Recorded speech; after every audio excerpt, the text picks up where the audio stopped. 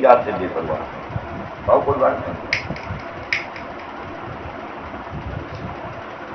وقت کے اوپر کھانا مل رہا, وقت کے اوپر کپڑے مل رہے ہیں, وقت کے اوپر خرچہ مل رہا, سب کچھ ہماری گاڑی ٹناٹن چل رہی ہے, سب کچھ مل رہا. اور پھر نہیں محنت ہے بھی تو محنت معلوم ہے کون سی ہے؟ بیان کی, مذاکرے کی, سمجھانے بجھانے کی, یہ محنت. وہ پتہ نہیں کسی نے کہا, تم نے کہا اس کو سمجھنے کے لیے اولیاء کی زندگی اٹھا کے دیکھ لو, غاروں میں پہاڑوں میں یہ جو گئے ہیں یہ کس لیے گئے ہیں, دونوں چیزیں واضح ہو جاؤ.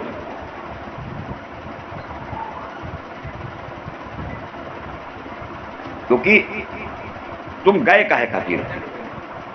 ایک آدمی اگر یہاں بارہ بنکی سے لکھنؤ گیا ہے تو کیا لینے گیا ہے؟ کوئی نہ کوئی تو مقصد ہوگا نا,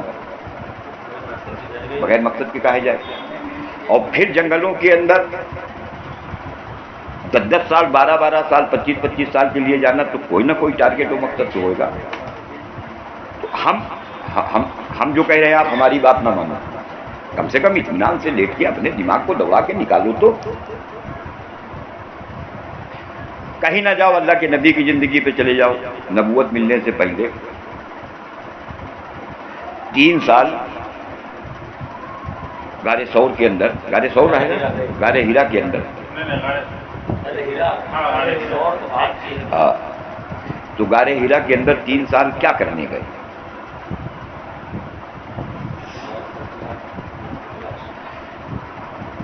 اس کو امام جوہری نے بتلایا تھا.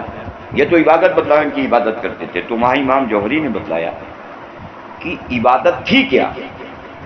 نہ روزہ ہے, نہ نماز ہے, نہ حج ہے, نہ زکات ہے, وہ سب پچھلی شریعت والے اعمال ہو رہے ہیں. پھر نبی کیا کر رہا وہاں؟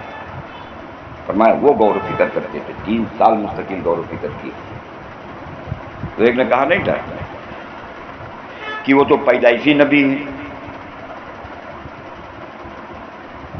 حضور اکرم صلی اللہ علیہ وسلم وہ تو پیدائشی نبی ہیں. تم نے کہا اگر پیدائشی نبی مانتے ہو ان کو کہ وہ پیدائشی نبی ہیں, تو انہوں نے اپنی 2 لڑکیوں کا نکاح کافروں سے کیا ہے. اگر پیدائشی نبی ہیں تو 2 لڑکیوں کا نکاح کافر سے کیا ہے, تو آپ بھی اپنی 2 لڑکیوں کا نکاح کافر سے کرو. ہاں کرو, سنت زندہ, کافروں سے کرو.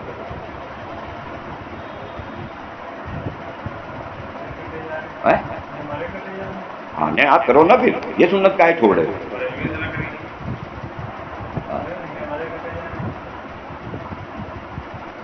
تو وہ جو معرفت ہم اس کو کئی مرتبہ چاہے سنا بھی ہو,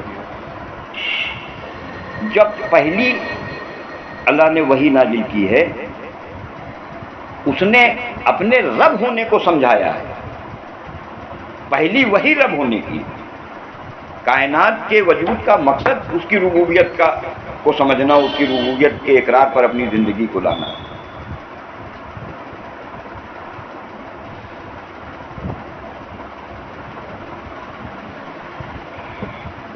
وہی ربوبیت سے ہماری زندگی غافل ہو کے ربوبیت سے ہٹی ہوئی ہے, باقی سب چیزوں کے اوپر محنت ہے.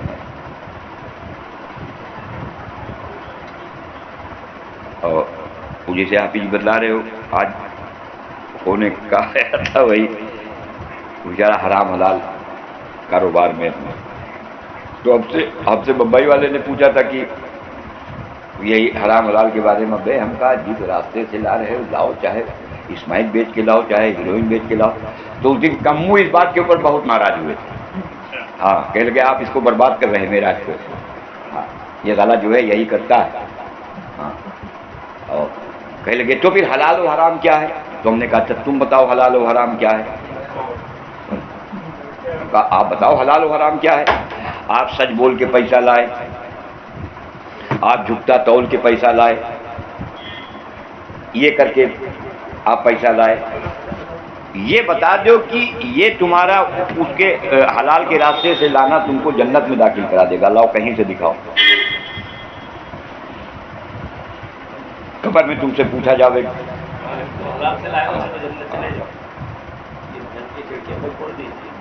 اور کہا اس میں ہمارے حضرت فرمایا کرتے تھے مولانا یوسف صاحب رحمۃ اللہ علیہ کہ ایمان کا نور حاصل کیے بغیر جو بھی مال کماؤ خدا کے سپنا کا،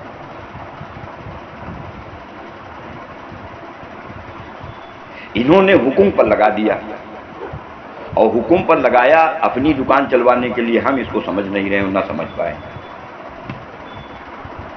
آپ کو اگر حافظ جی نے کہا نہیں تھا ایک دن بیان میں اپنے بہت پہلے کہ کسی امام سے پوچھو جو جمعہ پڑھاتا ہو مسجد میں، یہ وہاں تو بیان کرے گا کہ نماز کے بعد پھیل جاؤ اور روزی کماؤ، تو اس سے خود پوچھو جمعے کے دن تم کو لگاوے گا یہ کمانے پہ، خود کمانے گیا؟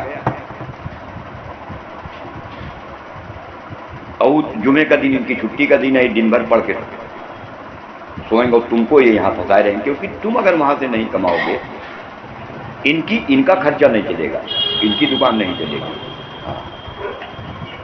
تم کماتے رہو، یہ تمہاری جیب سے نکالتے رہیں اور تم کو عمل پہ لگاتے رہیں اور تم جنت کے ٹھیکیدار بن کے ہوئے.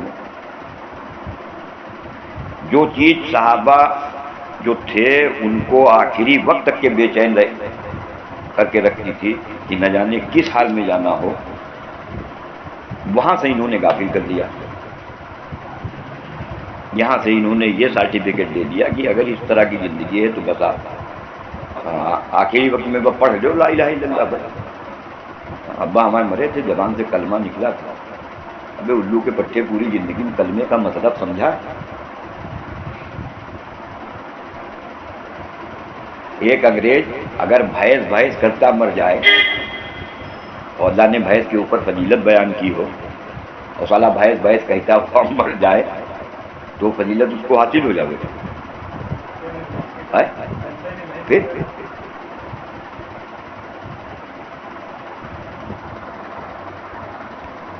تو اس لیے جو ہے اپنی ذات کو اگر نشانہ نہیں بنا لیں گے تو اپنے آپ کو دھوکہ دے رہے ہیں.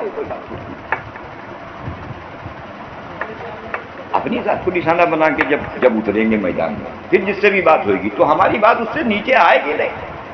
اور یہ سمجھ کے بیٹھ جاؤ اگر کوئی آوے بھی یا کسی کے پاس جانا بھی ہو، یہ اپنے آپ کو پہلے سمجھا لے جاؤ کہ یہ اس کی سمجھ میں نہیں آئے گی جو ہم کہیں گے، اور یہ پکی بات ہے اس کی سمجھ میں نہیں آئے گی. اگر یہ سمجھنا چاہے گا تو الگ کی بات ہے، وہ اللہ کا اس کا معاملہ ہے، اس سے ہمارا کوئی مقصد کوئی مطلب نہیں. اپنے آپ کو اس پہ تیار کر کے لے جاؤ کہ ہم جو بتائیں گے وہ سمجھائیں گے، وہ اس کی سمجھ میں نہیں آئے گا. اپنے آپ کو اس پہ جما لے جاؤ کہ اس کی سمجھ میں نہیں آئے گا. تو پھر کیا ہوگا؟ پھر اللہ رب العالمین اس کے اوپر پھر اس کے اندر ایک نہ جانے کون سی بات کے اوپر کہاں کے اوپر وہ پلٹا کھا جائے گا. یہ نہ ہم کو معلوم نہ آپ کو معلوم. اور اس کا ذرہ برابر پلٹا کھانا وہ تو ویسی نہ جانے کس بات کے اوپر ذرا سے پلٹا کھایا، اللہ نے نواز دیا اس کو ذرا سی بات. اور وہی لکھنے والے ذرا سی بات کے اوپر نہ جانے ان کی کیا سمجھ میں آئے تو اللہ نے محروم کر دیا. تو جو اللہ کا بندے کا معاملہ ہے اس میں ہم بیچ میں اپنے آپ کو کچھ نہ سمجھیں. وہ ہاں اتنا اس کے رب ہونے کو سمجھا دیا جائے کہ خود وہ اپنا دماغ ادھر لگا دے اور دماغ ہی کے راستے سے اللہ تک پہنچا جا سکتا ہے. باقی کسی عمل کے راستے سے اللہ تک یہ پہنچ ہی نہیں سکتا، اللہ سے رشتہ بن ہی نہیں سکتا، معرفت حاصل ہی نہیں ہو سکتی. اس میں دماغ لگانا، اور دماغ لگانے کا آسان سا راستہ جو ہماری سمجھ میں آیا ہے وہ یہی ہے کہ کم سے کم 24 گھنٹے میں آدھا گھنٹہ تو یار اپنے اوپر محنت کر لو لیٹ کے، صرف آدھا گھنٹہ اپنے اوپر محنت کر لے آتے. اور اگر یہ محنت ہماری شروع ہو جائے اگلے دن کی فجر کی نماز، اس میں دونوں چیزیں نکل کے آئیں. جتنی دیر ہم ادھر آدھے گھنٹے میں جتنی دیر ہم ادھر لگے رہے ہو شیطان اچک لے گیا، بھائی یہ سمجھ لو فجر کی نماز کا جو یا تہجد کا جو عمل ہم کریں گے اتنی ہی دیر یہ اللہ کے سامنے کھڑا رہنے دے گا، وہ اچک لے جاوے گا. نبی نے کہہ دیا ہے کہ شیطان تم کو نماز سے اونچک لے جاوے گا، نمازی کو نماز سے اونچک لے جاوے گا، تو تمہارا جسم تو وہی رہے گا، کیا اونچک لے جاوے گا؟ نہ آنکھی لے گیا، نہ زبان لے گیا، نہ کان لے گیا، کیا اونچک لے جاوے گا؟ تمہارا خیال اونچک لے جاوے گا، اور یہ تم کو یہاں سے مضبوطی دینی ہے۔ اگر آدھے گھنٹے میں تم اس کو جمع لے گئے تو اپنے آپ کے اوپر اس کا رزلٹ فجر میں دیکھ لینا، یا اسی وقت جو رکعت تہجد کی نیت باندھ دو، وہاں تم کو پتہ چل جاوے گا۔ یہاں سے ہمارے اندر وہ طاقت پیدا ہوگی، پیدا یہاں سے ہوگی۔ اور پھر اگر ایک ارکان میں بھی اس نے ہم کو دے دیا اپنا دھیان، ایک ارکان میں، اب ہمارے اندر بے قراری اور بے چینی ہوگی ہر ارکان میں۔ اس کو مولانا یوسف صاحب فرماتے تھے، ہر ارکان میں کم سے کم 3 مرتبہ اللہ کا دھیان لانا، ہر ارکان میں کم سے کم 3 مرتبہ، چاہے 300 مرتبہ سبحان رب العظیم کہنا پڑے، چاہے 3000 مرتبہ سبحان رب الاعلیٰ کہنا پڑے، یہ مقصود نہیں، مقصود 3 مرتبہ دھیان۔ اور اس دھیان، وہ جو دھیان ہے، اس دھیان کی جو محنت ہے وہ غور فکر والی، اور اپنی ذات سے شروع کریں۔ پھر اس کی جو لذت ہے نا اس کے دھیان کی، پھر وہ بے قراری اور بے چینی اس کے اندر جو لاوے گی، اس بے قراری اور بے چینی کے اوپر اللہ اگلی نماز کے اندر 2 ارکان میں دھیان دے گا، پھر 3 میں دیں گے، اور اس کی جیسے جیسے محنت بڑھتی چلی جاوے گی، پوری نماز کا عمل جو اولیاء کے جو کتابوں کے اندر ملتے ہیں کہ پوری رات، کوئی کہہ رہا آج کی رات تو رکوع کے لیے ہے ملی، کوئی کہ خدا کی کام ہے، وہ وہاں پہنچے ہوئے تھے کہ پوری زندگی اگر نیت باندھ کے اللہ کے سامنے کھڑا ہونا، کیونکہ ابھی کوئی انسان بنایا ہے، ان کے ساتھ حاجتیں بھی جوڑی ہیں، بشری تقاضے بھی ان کے ساتھ ہیں، اور ورنہ یہی کام دیکھو فرشتے کر لے رہے ہیں، کوئی رکوع میں، کوئی سجدے کائے کاتی نہیں اٹھ رہا۔ اللہ کے نور کی لذت، وہ زندگی اللہ ہم سے تم سے چاہ رہا ہے کہ ایسی زندگی بنا کا جائے، وہ فیصلے ہم سے لے۔ اس لیے اولیاء صحابہ والے میں تو دیکھو جھول جھال ہے، اولیاء والی پکی ہے، اولیاء کے سامنے رکھ کے چلو گے تو سمجھ میں آ جائے گی بات، کیونکہ اولیاء والی کرنٹ میں ہے، سمجھے؟ اور اس میں اولیاء کے زمانے میں کئی راوی مل جائیں گے آپ کو، اور اس میں ٹوٹل فراڈ ہے۔ 200 سال کا پیریڈ، جو 200 سال کے بعد جو لکھا ہوا ہے، وہاں آپ ثابت ہی نہیں کر سکتے ہیں کہ یہ راوی جو ہے صحیح ہے غلط، منافق یا صحابہ ہے، ہاں لکھا 2 سال بعد ہے، تم کہاں سے پروف کر دو گے؟ ہاں 200 سال کے بعد کہاں سے تم پروف کرو گے کہ میں صاحب یہ راوی؟ اور صحابی و منافق کا سیدھا ہم نے جو پیمانہ نکالا وہ یہ، اللہ کے نبی نے جو فضائل بتلایا جن صحابی کے بارے میں، وہ بالکل پکے۔ اس کے بعد ہم کسی کو صحابی نہیں مانیں گے، پھر جو مانیں گے تو پھر یہاں سے مانیں گے، حضرت حسین کی شہادت کے اوپر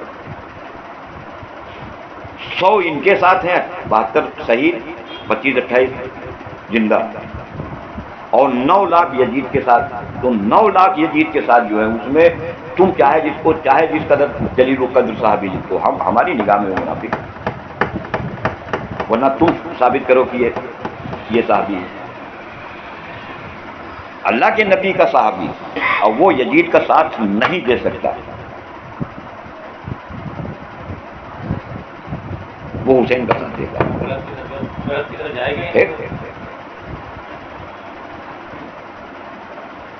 اور جنہوں نے ان کو مانا ہے تو یہ شہادت سے ان کے پہلے کے جو واقعات جو ملتے ہیں، بعض ہیں جو ڈھیر ہیں۔ اب آپ کسی کے خاندان کو دیکھو، جسے مولوی صاحب کو لے کے کہتے ہیں ابو بکر صدیق کے خاندان سے ملتا، ابے الو کے پٹھے، تم جہاں ابو بکر صدیق کا خاندان ملا رہے ہو، وہاں حضرت نوح کی اولاد جہنم جا رہی، سگی اولاد، لوط کی سگی بیوی جا رہی۔ ہم کہا چچا بابا ہٹاؤ، یہاں آؤ، ہاں سگے ہاں، کس کا؟ ابو بکر صدیق رضی اللہ عنہ، حضرت حسین رضی اللہ عنہ، نہیں، سعد ابن ابی وقاص رضی اللہ عنہ کا لڑکا، یہ حضرت حسین رضی اللہ عنہ کی شہادت کے لیے جو لشکر آیا ہے، اس کا سیناپتی مین آدمی تھا وہ. ہاں سعد ابن ابی وقاص رضی اللہ عنہ کا لڑکا محمد بن عمرو بن سعد یزید کی طرف سے.